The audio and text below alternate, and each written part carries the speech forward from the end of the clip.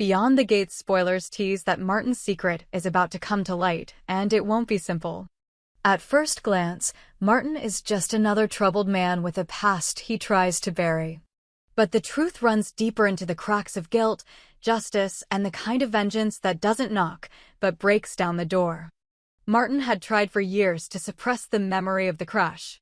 But it came back in fragments: a screech of tires, the shattered windshield, and most damning of all, the twisted body of a man whose face would never be the same. That man, as it turns out, was Kenneth's brother.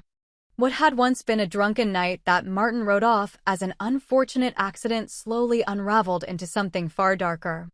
In the quiet booths of the diner where Kenneth worked, secrets began to stir. Kenneth had seen everything. The shadows behind Martin as he stumbled from the wreck, the moment he lashed out with a tire iron, a heavy piece of metal that shattered more than just bone. Kenneth had never forgotten. For years, he hid in plain sight, serving coffee with a steady hand and watching the man who destroyed his family pretend he had nothing to answer for. But the past doesn't stay buried. Not when faces start reappearing. There were whispers in town, quiet ones at first. Ted, the surgeon, had seen too much to keep silent. A new patient had come in years ago, his face broken beyond recognition. Ted worked tirelessly to reconstruct him, not just out of professional pride, but out of curiosity. The man wouldn't speak about what happened, but Ted had his suspicions. Then one night, in the dim lighting of a bar, Ted saw Kenneth. Something about his posture, his quiet intensity, triggered a memory. The man on the operating table. The photo he kept hidden in his drawer. Kenneth was related to the patient. Ted was sure of it. And when he approached Vernon with this information, the gears began turning. Vernon, ever the pragmatist, recognized the danger. Not from Kenneth, but from what the truth might do to all of them. Martin, meanwhile, was unraveling. When he saw Kenneth, his breath caught. The resemblance was too much. The same eyes, the same silent stare. He knew immediately who Kenneth reminded him of: the man he left for dead. Panic set in. He started drinking again, sleeping less, watching over his shoulder at every turn. He knew Kenneth had returned not to forgive, but to destroy. Martin wasn't new to cover-ups. That first accident had haunted him, but the second one, the one no one knew about, that was a different beast. It happened late at night on a back road. He was speeding, high this time, not just drunk. The victim was a young woman, barely legal. Her car flipped, landed in a ditch, and Martin did nothing but drive away. He cleaned the blood off his bumper and told himself it was just another mistake. Another error time would erase. But Kenneth knew. He had been tracking Martin. When the second crash happened, Kenneth had already been following him. He saw the aftermath, the blood trail, the fear in Martin's eyes when he realized what he had done again. Kenneth took pictures. He saved the dashcam footage. And then he waited. He didn't go to the police, he went to Vernon. That was Kenneth's mistake. Vernon wasn't interested in justice. He was interested in power. In silence. He called Bill and Ted, and together they decided Martin had to be protected. If Kenneth knew too much, then Kenneth had to go. The attack came suddenly. Kenneth was cornered after a night shift, ambushed in the alley behind the restaurant. He fought back hard, but 4 against 1 was never a fair fight. What they didn't count on was that Kenneth had prepared for this. Hidden files. Backups.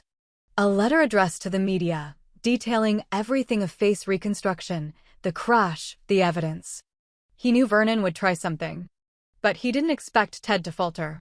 Ted had never been a violent man. He was meticulous, quiet, and clinical. But what he couldn't ignore was guilt. That reconstructed face haunted him. The patient he saved had trusted him, and now he was watching that same connection lead to more blood. Ted hesitated. During the attack, he pulled back, tried to stop Vernon.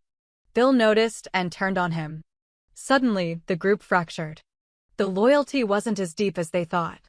Kenneth escaped that night, bloodied but breathing. He vanished into the city, but he left something behind: a flash drive. It found its way into the hands of someone outside the circle, someone who had no loyalty to Martin or his protectors. The countdown began. The story grew darker with each piece Kenneth uncovered. The victim from the second accident had a family too. A mother who refused to believe her daughter's crash was an accident. Kenneth visited her under a false name, showed her the footage. The grief on her face turned to rage. Another ally in Kenneth's growing war. Meanwhile, Martin was spiraling. He heard rumors of Kenneth's survival. The flash drive. The leak. And more than that, the voice of someone he thought he killed. A recording surfaced. Raspy, distorted. But the voice unmistakably called out Martin's name. It couldn't be. The man he beat with the tire iron couldn't have survived. Or could he? Ted knew more than he admitted. His silence, his reluctance to speak up, was not born of fear but of obligation. The patient he reconstructed never gave his real name, but Ted had checked medical records, DNA. The results had been confusing. There were traces of tissue damage that didn't make sense, not just from trauma, but from surgical alteration. Someone else had worked on this man before Ted did. Someone was hiding something even deeper. Ted began to question everything. Was Kenneth's brother really dead? Was the man who came into his or actually him? Or someone pretending to be? Or perhaps the brother had survived, but had undergone further surgeries, disappeared under a new identity? That fear turned Ted into an informant. He contacted Kenneth secretly, met him in a run-down motel far from town. What they discussed in that room would set the course for the next storm to hit. Kenneth wasn't just after revenge. He was after truth. If his brother was alive, he needed to find him. If he was dead, he needed to expose everyone who had helped cover it up. Martin sensed the end was coming. He stopped appearing in public. His house became a fortress. He cut ties with Bill, Vernon, even Ted. In his mind, they had failed him. They let the truth slip. But the truth had already slipped through too many cracks. And it was only a matter of time before it exploded. Now, with the pieces in motion, the recordings, the evidence, the witness testimonies, what had once been a private vendetta was morphing into a public reckoning. The kind that leaves no one clean. There were still questions. If Kenneth's brother had survived, where was he now? Who had helped him vanish? Could it be that someone within Martin's circle had hidden him away to protect Heimer, to silence him forever? And if the second victim's family went public, how many more skeletons in Martin's closet would come tumbling out? Kenneth didn't care about threats anymore. He had waited too long. He was ready to drag the truth into the light even if it burned everything down. Martin, watching the walls close in, made one final move. He picked up the phone and dialed a number he hadn't used in years. One connected to a name long buried. One final effort to erase the past before it erased him. The voice on the other end answered. "I was wondering when you'd call." And that was when everything changed. Martin didn't sleep the night after the call. The voice from the other end belonged to someone who had disappeared long before the first accident, a figure so wrapped in shadow that even Vernon, with all his reach, refused to speak his name aloud. That voice, calm and methodical, hinted that Martin had opened a door he couldn't close. In the days that followed, Martin retreated further, shutting out the world, ignoring Vernon's calls, ignoring even Ted's increasingly frantic messages. He became a ghost in his own home. But while he withdrew, Kenneth moved forward with grim purpose. He began reaching out to those he suspected had knowledge or guilt tied to Martin's past. Ted had already begun leaking information, but Bill was next. Bill was never as careful as Vernon. He liked to talk, liked to threaten.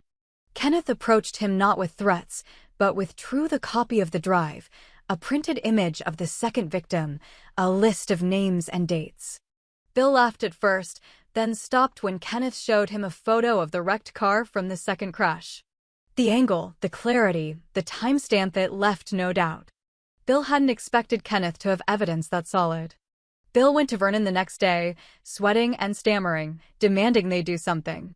Vernon, who had always acted in control, had grown brittle under the pressure. His empire of favors and secrets was fracturing. He considered silencing Bill, but he knew that would be messy. Instead, he turned his focus on Ted. Ted had always been the weak link. His ethics clashed with the silence Martin needed. Vernon confronted him at his clinic, accusing him of betrayal. Ted denied nothing. Instead, he delivered his own revelation. The man from the reconstruction surgery hadn't just survived, had changed identities, gone underground, and might be back. That was when Vernon began to suspect the worst. Kenneth wasn't working alone. The man Martin had tried to kill could be alive, helping from the shadows, directing every move. It made sense. Kenneth wasn't just a man seeking vengeance. He was working with someone who knew Martin better than anyone, someone who remembered every detail of that night. Ted handed over a sealed envelope to Vernon that same evening, saying only that if anything happened to him, the contents would be released to the press. Vernon didn't even open it. He gave it to Bill and ordered him to burn it. But Bill didn't. He read it. The envelope contained a partial confession. Ted had treated injuries from more than just one crash. Years ago, another patient had come in broken spine, internal bleeding, facial lacerations consistent with a head-on collision. The patient had no ID, no insurance. Ted saved him. He remembered the eyes. They were the same eyes staring out from Kenneth's photo.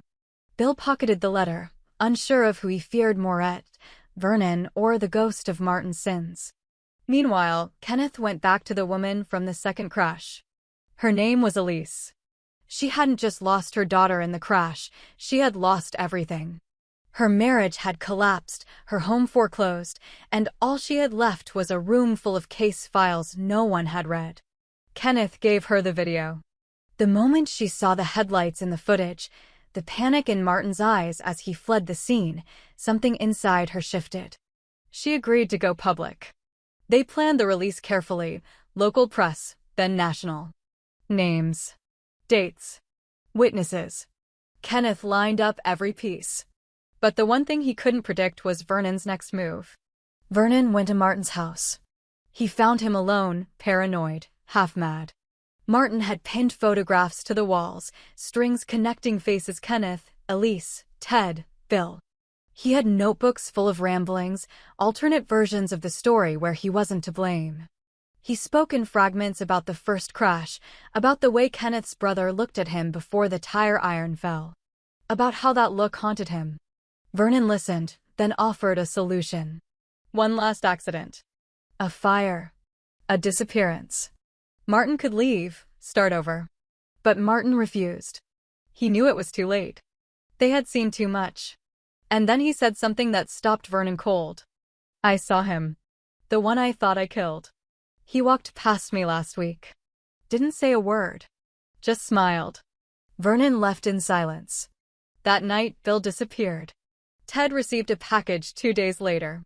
Inside, Bill's phone, cracked and bloodstained, and a USB drive. The contents were simple: a video recording of Bill, tied to a chair, reciting everything he knew. Names. Crimes. And finally, Martin's confession. Kenneth watched it in silence. Then he made his move. He met with a journalist from the City One with no local ties, no reason to protect Martin or Vernon. He gave them everything. The video.